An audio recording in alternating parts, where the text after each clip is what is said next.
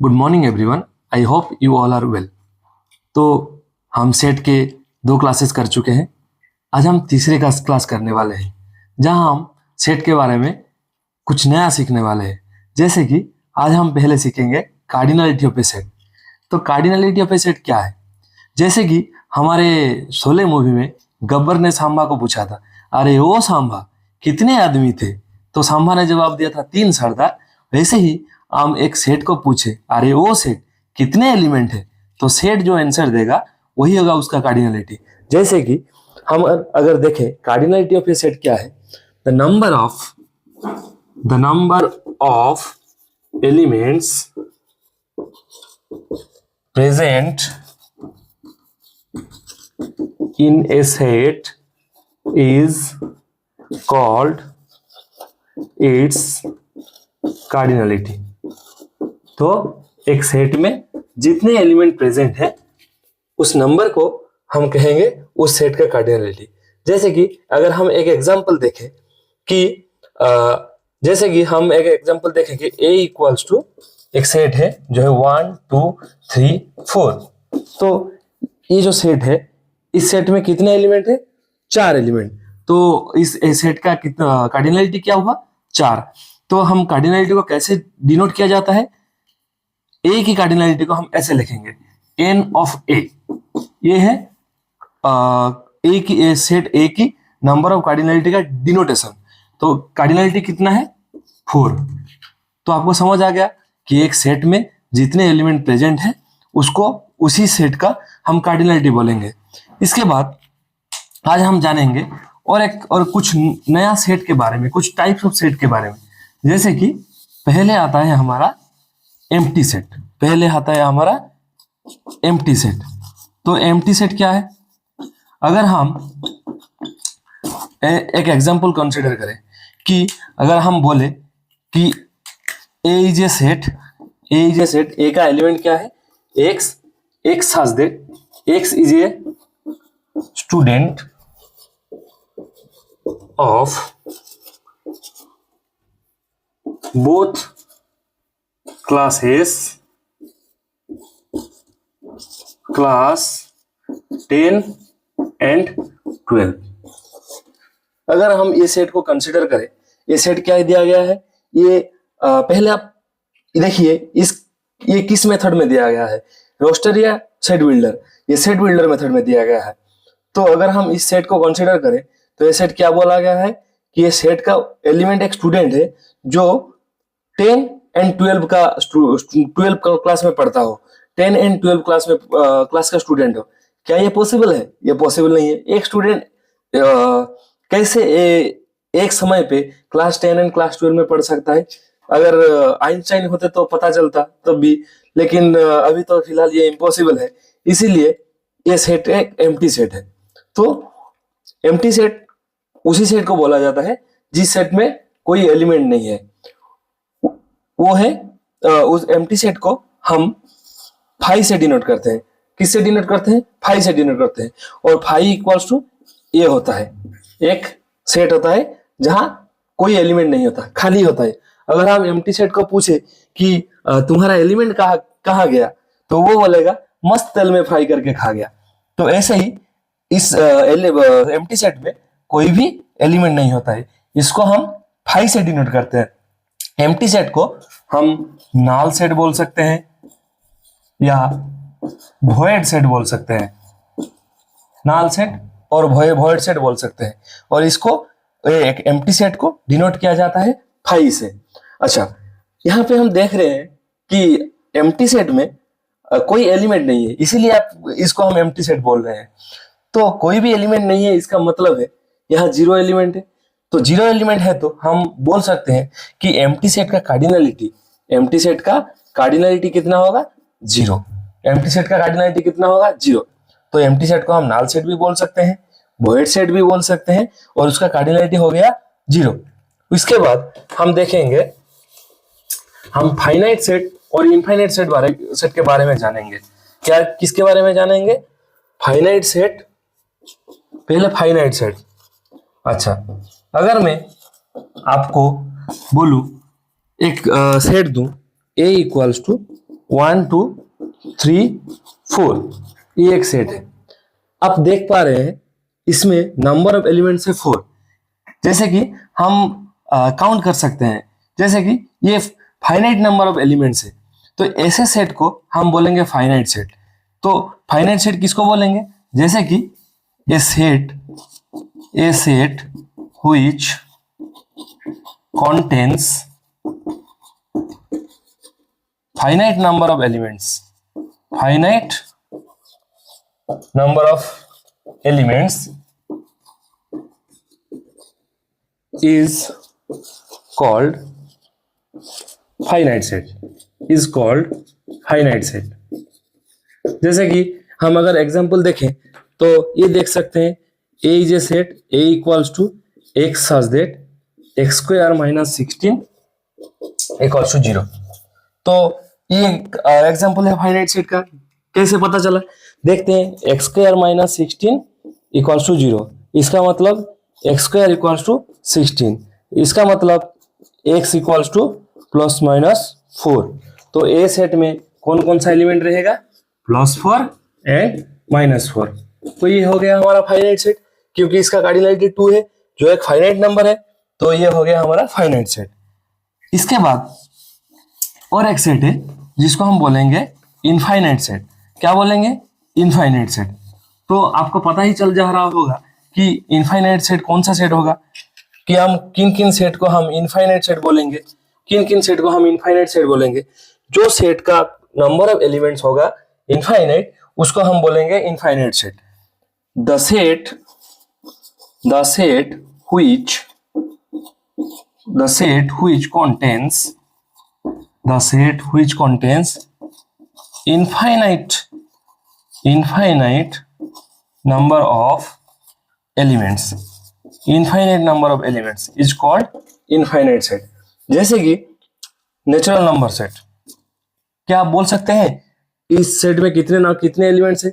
आप पूरा काउंट करके कभी बोल सकते हैं? नहीं बोल सकते ना। हम जितने भी काउंट करेंगे उससे ज्यादा एलिमेंट इसमें होगा। हम जितना भी बड़ा नंबर इमेजिन कर सकते हैं उससे भी ज्यादा एलिमेंट इसमें होगा। तो नेचुरल नंबर सेट एक एग्जांपल है इनफाइनाइट सेट का। जैसे कि रियल नंबर सेट, जैसे कि रेशनल नंबर सेट, ये सब इनफाइनाइट सेट्स का एग्जांपल है। इसके बाद हम जानेंगे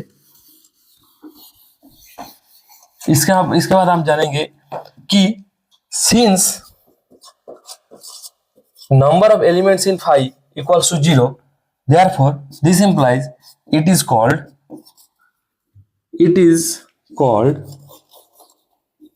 a finite set।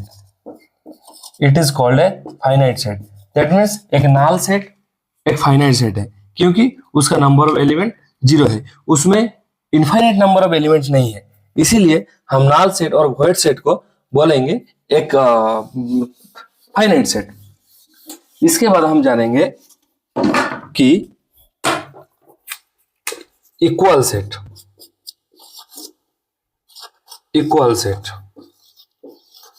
इसके बाद हम जानेंगे इक्वल सेट। हम दो सेट ए एंड बी को ये तभी इक्वल बोल सकते हैं जब ए और बी का एलिमेंट सेम होगा। जैसे कि अगर हम एग्जांपल देखें कि A equals to 1 2 3, b equals to 2 1 3। देखिए ए और बी, ए एंड बी, ये दो सेट का एलिमेंट सब इक्वल है। यहाँ हम 1 2 3 लिखे हैं, यहाँ हम 2 1 3 लिखे हैं। फर्स्ट क्लास में हम देखे थे कि सेट में लिखने का ऑर्डर इंपॉर्टेंट नहीं है, कौन कौन सा एलिमेंट है ये इंपॉर्टेंट है। तो हम 1 2 3 लिखे जो है, 2 1 3 लिखे, वही एक ही बात है। इसीलिए A and B two sets will be equal. तो इसका डेफिनेशन क्या है? Two sets A and B will be equal if the elements of A and B are same। जैसे कि वो एग्जांपल मैंने दिया, a equals to 1 2 3 and b equals to 2 1 3, तो ये हो गया हमारा इक्वल सेट। इसके बाद हम देखेंगे कि अनइक्वल सेट। इसके बाद हम देखेंगे अनइक्वल सेट। इसके बाद हम देखेंगे अनइक्वल सेट। अनइक्वल सेट ये क्या है? अगर दो सेट का एलिमेंट सेम नहीं होगा तो वो कहलाएगा अनइक्वल सेट। जैसे कि अगर हम देखें a equals to 1 2 3 and b equals to 1 2, ये जो दो सेट मैंने लिखा है ये दो अनइक्वल सेट है, क्योंकि यहाँ पे देखिए a इक्वल्स टू 1 2 3 हो गया, 3 एलिमेंट a में है लेकिन b में 3 नहीं है, इसीलिए इसका एलिमेंट और इसका एलिमेंट सेम नहीं है, इसीलिए हम यहाँ बोलेंगे a not equals to b। a and b are unequal sets.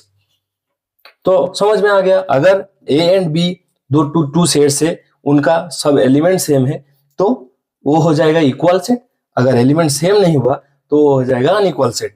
तो यहाँ हम अनइक्वल सेट देखें। इसके बाद हम जानेंगे इक्विवेलेंट सेट के बारे में। क्या है equivalent set? Equivalent set, equivalent set देखिए, इक्विवेलेंट सेट हम किसको बोलेंगे?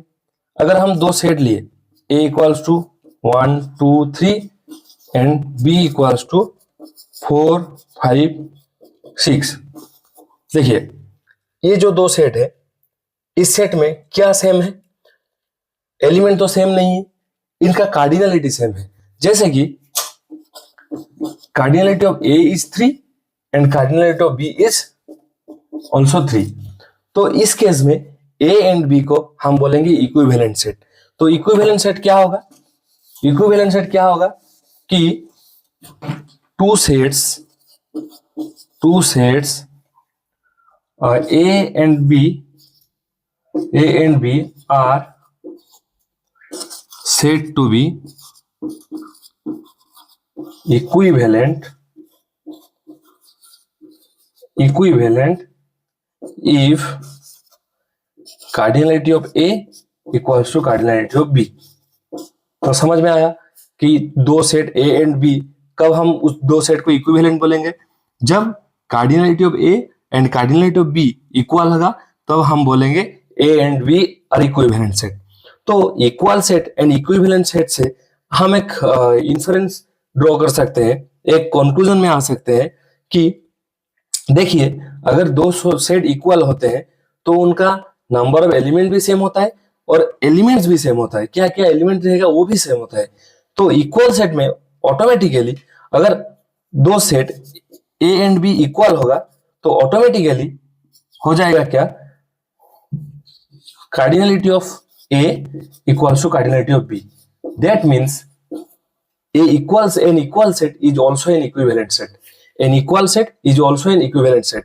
But अगर हम देखें a equals to 1 2 3, b equals to 4 5 6, ये दो सेट इक्विवेलेंट है बट इक्वल नहीं है। तो हम यहां से कंक्लूजन में आ सकते हैं, कंक्लूजन में आ सकते हैं कि हम यहां से कंक्लूजन में आ सकते हैं, कंक्लूजन में आ सकते हैं कि all equal sets are equivalent but all equivalent sets are not equal। तो ये समझ में आया कि all equal sets are equivalent but all equivalent sets are not equal। तो आज के लिए इतना ही, थैंक यू। अगर पसंद आया होगा तो लाइक शेयर और सब्सक्राइब कर दीजिएगा। मिलते हैं नेक्स्ट वीडियो में।